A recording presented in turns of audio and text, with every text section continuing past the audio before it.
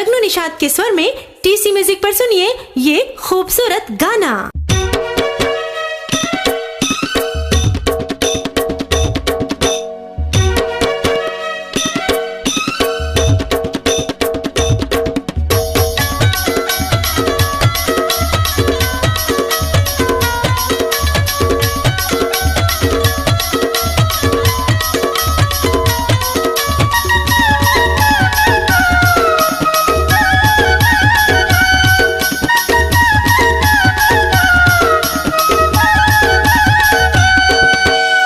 छमिया ये बुटिया मोला बला के,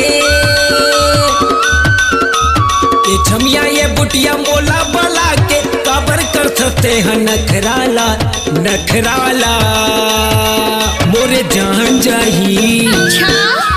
नहीं छोड़ो तोरी अचराला मोरे जान जाही, नहीं छोड़ो तोरी अचराला।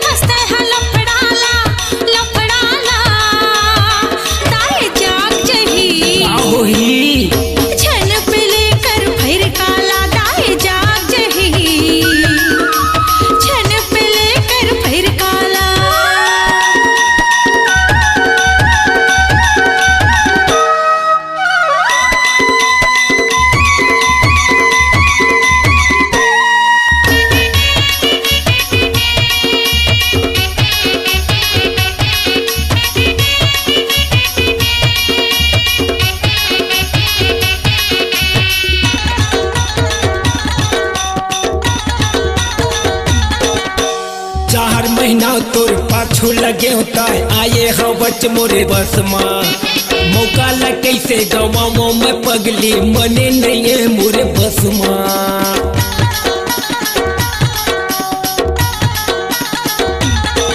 अरे 4 महीना तोर पाछू लगे होता है आए हो बच मोरे रस माँ मौका लग कैसे गवाओ मैं पगली मने नहीं है मोरे बस माँ।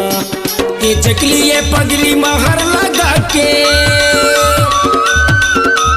ये चकली ये पगली लहर लगा के काबर लुका थस्त चेहराला चेहराला मोरे जान जाही। नहीं छोड़ो तोरी अचराला मोरे जान जाही, नहीं छोड़ो तोरी अचराला।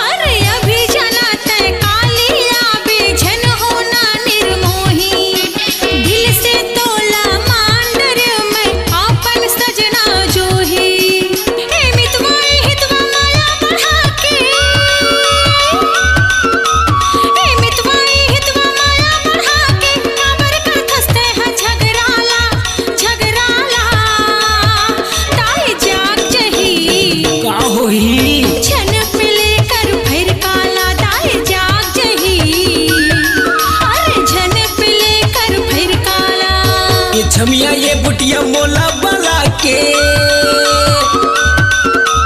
ये छमिया ये बुटिया मोला बला के काबर कर सकते हैं नखराला नखराला मोरे जान जाही।